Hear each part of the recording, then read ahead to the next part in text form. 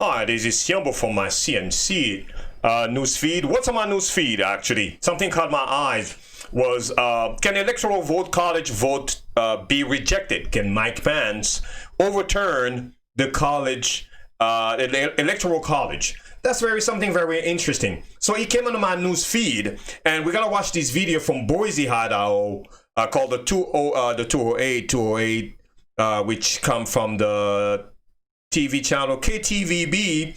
Let's watch this video and we're gonna come back and we're gonna talk a little more. Okay, let's watch the video. Heard Raul Labrador reference it. So what happens next?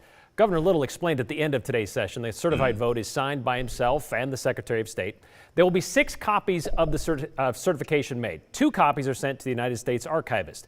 2 other copies sent to the Idaho Secretary of State's office. 1 copy sent to the District Court of Idaho, and 1 copy is sent to the President of the Senate, Vice President Mike Pence. That copy is required by the 12th Amendment of the Constitution, which goes on to say, the President of the Senate shall, in the presence of the Senate and the House of Representatives, open all the certificates, and the votes shall then be counted.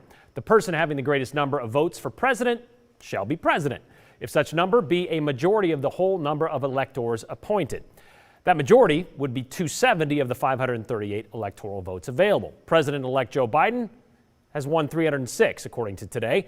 What could still be at question, though, as we've seen with numerous rejected lawsuits since Election Day, are any number of electoral college votes from any number of swing states that some Republicans claim were decided on fraudulently. Still not proven true in any case, by the way. But that does not mean that there's still a shot, there isn't still a shot at rejecting this election according to the law. Federal law and the 20th Amendment currently requires that the newly elected House and Senate, who will be sworn in on January 3rd, convene in a joint session to count the electoral votes for president.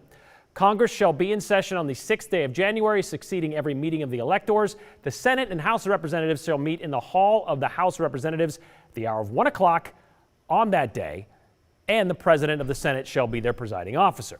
Vice President Pence will oversee that session. After going through the certified votes sent in by each state, the President of the Senate, which is Pence, shall call for objections, if any. Every objection shall be made in writing, stating clearly the reasons why, and be signed by at least 1 senator and 1 member of the House of Representatives. And if there is an objection, the 2 chambers will then separate, each going to their own side of the Capitol building to discuss for 2 hours whether to disqualify a state's votes. Both the Democratic-controlled House and the Republican-controlled Senate would then have to agree to toss out those votes. If there's a split decision, the tiebreaker is just to accept the votes as they were cast. But both chambers agreeing to toss out votes, well, that hasn't happened since 1824 with the election of John Quincy Adams over Andrew Jackson, who did have more electoral votes at the time. And they would also need to agree to toss out at least 36 electoral votes. We reached out to our congressional delegation today to see how they see this playing out during that January 6th joint session. We wanted to know if they would be willing to sign an objection should one arise. Senators Jim Risch and Mike Crapo both declined our invitation, and we've yet to hear back from Congressman Mike Simpson and Russ Fulcher. Some legal experts say there is a chance we could still see some objections, but they will probably not amount to more than a filibuster, thus delaying the certification of the Electoral College vote by mere hours. And by the end of it all, we will more than likely hear Vice President Mike Pence declare that Mr. Trump has officially lost the election and Mr. Biden is the next president of the United States. All right. So I wanted to make sure we watch actually these little detail regarding the session in January the 6th, because that's what came up on my feed. Actually, that was a question that a lot of people ask me, what's going to happen in January the 6th? And I had a lot of Trump supporters saying, oh my God, January the 6th, they're going to overturn the election. Is it still possible? Maybe. But as you can see, actually, you cannot overturn the electoral vote, the electoral college vote. You cannot really overturn it. The only thing you can do is object the vote of each state if there is fraud. But as we know, it was proven that there is no fraud. Every lawsuit was rejected. That's what we know for sure. So we know that Joe Biden has 360 electoral vote, and President Trump has less. So nothing will change that day. The only thing that will change, as you can hear, they're going to go to Congress, they're going to count all the vote, and someone can object and say, well, I believe such and such state there is fraud, but they have to prove that it was fraud. There is to prove that something was wrong with that vote or with that election in order to be rejected. As you can see, it was rejected. The last one was like an 18 something. What I believe is this. It's very simple.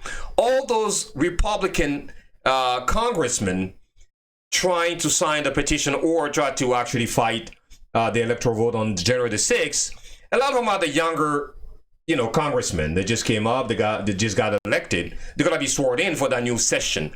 All I believe is they're trying to make a name out of themselves. That's all they're trying to do. It's great. Nothing to do with they're caring about democracy in the United States of America. Look, we might be Donald Trump, Trump fan or not, or supporter or not, but reality is there is something called democracy. There is something called election in the United States that me and you, we need to support. We need to make sure that everything in the United States happened the way it was written by the law. So we might say, well, we want Trump to be the president. We might say we need Joe Biden to be president, but what's the law say? What is the Constitution? We heard the gentleman from KTFB,